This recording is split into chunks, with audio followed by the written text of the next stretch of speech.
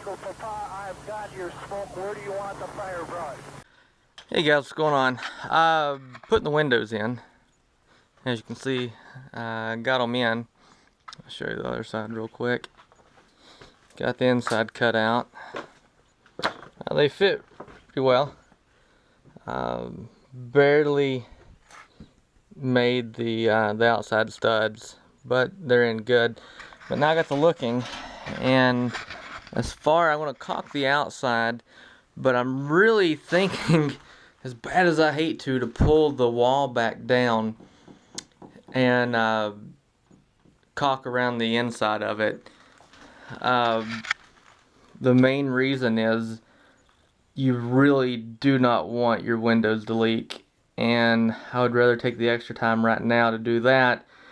Then years down the road, the window had been leaking. You know, you don't know it because a lot of times if it's going to leak, it'll leak between the walls, and it won't come out, so it'll cause problems on the inside. So I think I'm going to pull these walls off and caulk all around the inside. That way I can make sure that I'm not going to have any leak. I'm also going to go and caulk on the outside around the little bead, just to make sure. You need redundancy, especially water can find its way in about anywhere. So fun times of pulling this wall back off, actually both of them. So here we go. Okay, quick update. I got all the walls in, all the ceiling in, the wiring pulled down, the windows in, and I have a bezel that goes around the window. I'll show you that right now. Okay, kind of hard to do with one hand, but that's what it'll look like with the bezel on it. Like that, all the way around. Alright, I've got the first round of putty put in the screw holes. The stuff's not supposed to shrink, but I think it is. And I've started, actually I've already put one of the lights. These are my porch lights. I've installed that one, and then I'm getting ready to put the other one in. I got it, all the things soldered, and some caulk in there, so I'm getting ready to mount that. I think after that I might go ahead and put the fill for the water tank and maybe the spigot for the garden hose in as well.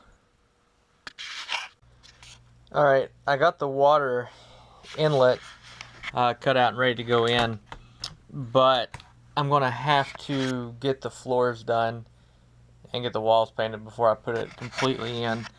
Right there is where the water is going to go in.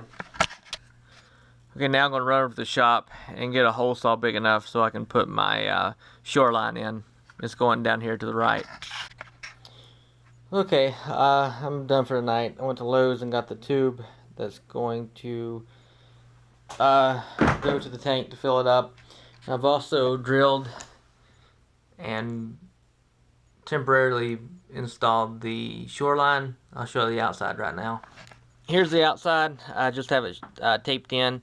One thing that I probably should have done is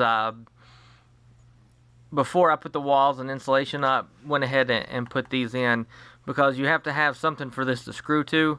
And on the water inlet, I was able to cut pieces of board and put in to have it to screw to.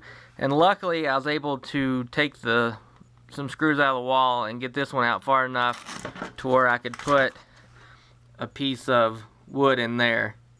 That way it'll have a good base to secure to, because you don't want to just screw these to the just to the sheet metal, because it's really flimsy. So this will be the end of this episode, segment, whatever. Tomorrow, hopefully, I'll be able to come down here, vacuum this out, and start painting. Once I get a couple coats on it, I can put the bezels up for the windows. Then I can go ahead and install the lights. And then after that, I can either start on the trim or start on the bed. I'll probably go ahead and just get the trim finished.